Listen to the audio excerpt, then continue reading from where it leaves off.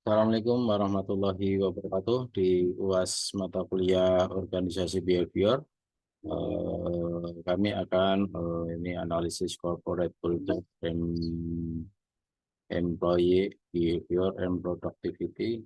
Studi kasus 3 perusahaan. Di sini 3 perusahaan, nanti ada perusahaan A, B, dan C.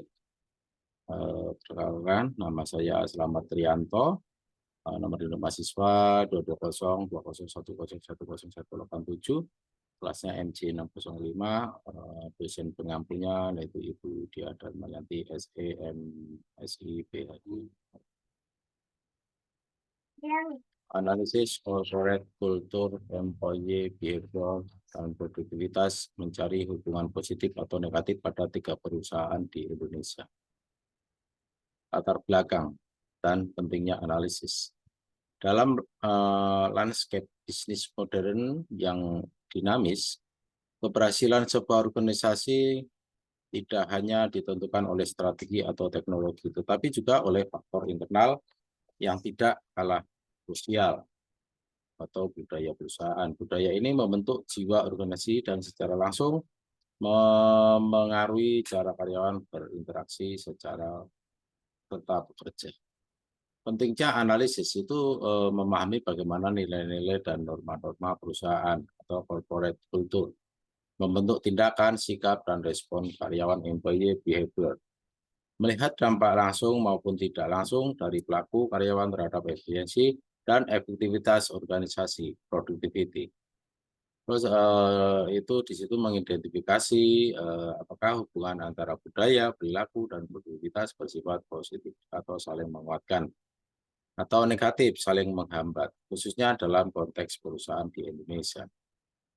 Definisi dan keterkaitan corporate culture atau budaya perusahaan itu di sini definisinya MC Sen and Budnov 2005, pola dasar asumsi nilai dan keyakinan bersama yang dianggap sebagai cara yang benar dalam berpikir dan bertindak terhadap masalah dan peluang yang dihadapi perusahaan. Terus ada ciri-ciri budaya kuat, sehat, Dale and Kennedy, dikutip dari sesi 6 loyalitas. Tujuan yang jelas, perubahan perilaku yang dimengerti, nilai yang dihayati, pengakuan terhadap perlawanan organisasi dan ritual. Peran itu Robbins and Chandler itu 2011, dikutip dari sesi 62, menciptakan jati ciri, mempererat hubungan, memfasilitasi komitmen, meningkatkan stabilitas sosial, dan menjadi mekanisme pengendali perilaku. Employee behavior, di sini segala tindakan atau respon dan sikap yang ditentukan karyawan dalam lingkup kinerja ini mencakup bagaimana mereka berinteraksi dengan rekan kerja, atasan, pelanggan, serta bagaimana mereka menjalankan tugas dan tanggung jawab.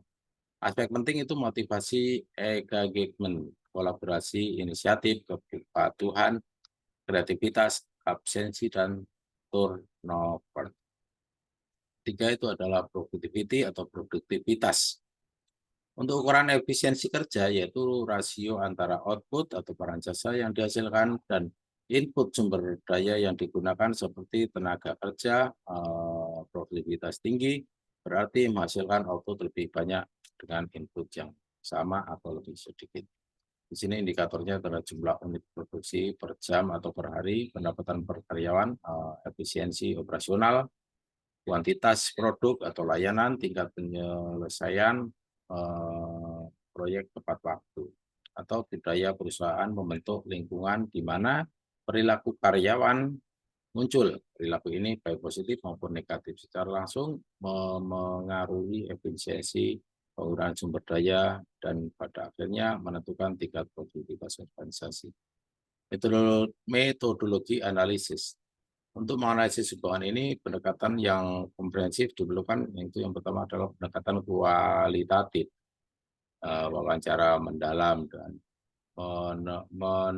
manajemen senior, manajemen HR, atau karyawan yang dari berbagai tingkatan untuk menggali prestasi mereka tentang nilai-nilai perusahaan. Terus observasi langsung, itu mengamati interaksi karyawan, suasana kerja, bagaimana keputusan dibuat di lingkungan nyata, analisis dokumen internal, memeriksa pernyataan misi visi, kode etik, standar, operasional, prosedur atau SOP. Program penghargaan laporan tahunan dari materi komunikasi internal. Pendekatan kualitatif jika memungkinkan atau diperlukan. Survei karyawan itu mengukur employee engagement, kepuasan kerja seperti budaya, komitmen, organisasi, dan tingkat inisiatif melalui skala Likert. Itu di situ mencakup ada tenaga kerja, objektif, mengumpulkan data, misalnya angka penjualan, unit produk, tingkat kesalahan atau cacat, waktu siklus untuk proyek, dan data perilaku atau tingkat observasi itu atau turnover karyawan. Terus ada analisis statistik, menggunakan metode statistik misalnya korelasi, regresi untuk mengidentifikasi kekuatan dan arah hubungan antar variabel jika data numerik memadai. Nah, di sini studi kasus yang pertama itu perusahaan A, budaya inovatif dan hasil positif. Profil perusahaan, sebuah perusahaan teknologi startup yang berkembang pesat, fokus pada pengembangan aplikasi mobile B2B. Corporate culture ciri khas fleksibel, agil, open communication, empowerment, eksperimentasi, toleransi tinggi terhadap kegagalan yang menjadi pembelajaran. Nah, terus ada employee behavior yang teramati itu karyawan sangat proaktif dalam mencari solusi dan mengusulkan ide baru. Terus ada tingkat inisiatif tinggi, ada kolaborasi lintas tim yang sangat kuat, terus ada motivasi intrinsik tinggi, ada tingkat turnover relatif rendah atau startup teknologi. Dampak dan produktivitas hubungannya itu adalah positif kuat, budaya inovatif secara langsung mendorong siklus pengembangan produk yang cepat, adaptasi pasar yang lincah, dan solusi kreatif yang meningkatkan nilai produk atau layanan. Bukti itu peluncuran fitur atau produk baru yang stabil setiap 3 bulan, pertumbuhan basis pengguna yang eksponensial. Terus ada analisis budaya yang memberdayakan dan mendorong inovasi, menciptakan lingkungan di mana karyawan merasa aman untuk bereksperimen, berkontribusi secara maksimal, dan bertanggung jawab atas hasil. Secara langsung meningkatkan kecepatan dan kualitas produk perusahaan. Untuk studi kasus kedua, yaitu perusahaan B, budaya, hierarki, dan efisiensi terstandar.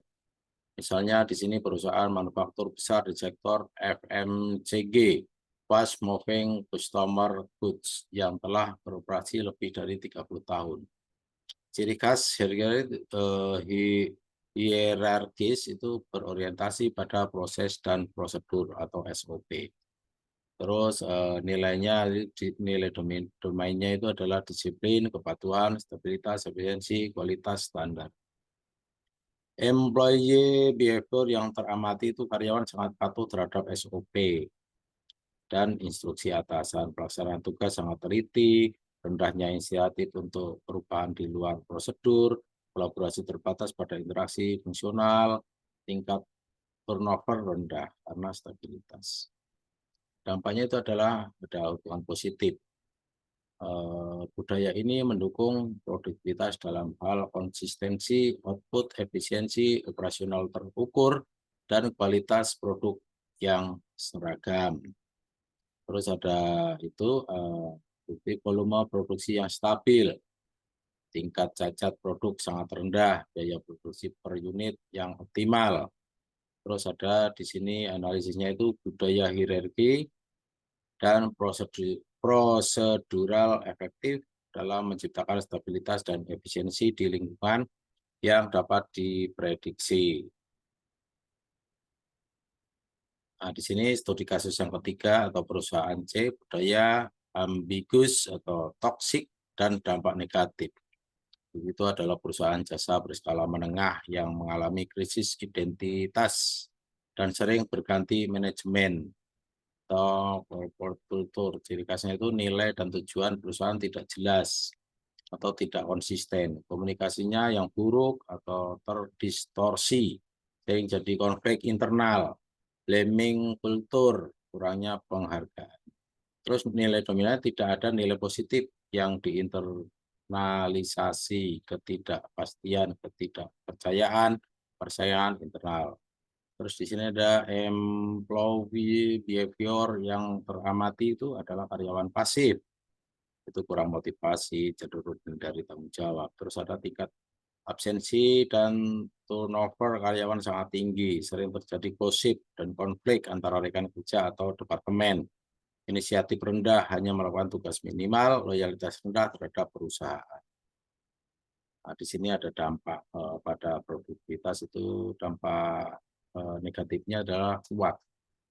Budaya yang ambiguous atau toksik secara langsung merusak employee engagement, memicu konflik. Terus di sini ada buktinya itu penurunan penjualan, layanan, kegagalan mencapai target, ada tingginya biaya rekrutmen dan penelitian aktif, turnover yang masif atau banyaknya keluhan pelanggan, dan reputasi perusahaan yang buruk. Analisisnya itu budaya yang tidak sehat atau bahkan toksik menciptakan lingkungan kerja yang tidak mendukung, karyawan merasa tidak dihargai, tidak memiliki arah, dan pada akhirnya kehilangan motivasi untuk berkontribusi.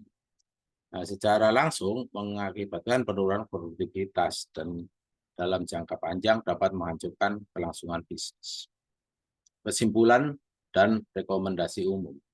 Sini adalah hubungan positif, itu budaya perusahaan yang sehat, transparan, inovasi, kolaborasi, peduli, karyawan secara konsisten menciptakan perilaku karyawan yang positif, termotivasi, proaktif, loyal, yang berkorelasi kuat dan positif dengan peningkatan produktivitas. Itu hubungan negatifnya adalah itu sebaliknya, budaya yang tidak jelas, toksik atau represif akan menghasilkan perilaku karyawan yang negatif, pasif, demotivasi, konflik, turnover tinggi, yang secara signifikan dan negatif memengaruhi produktivitas.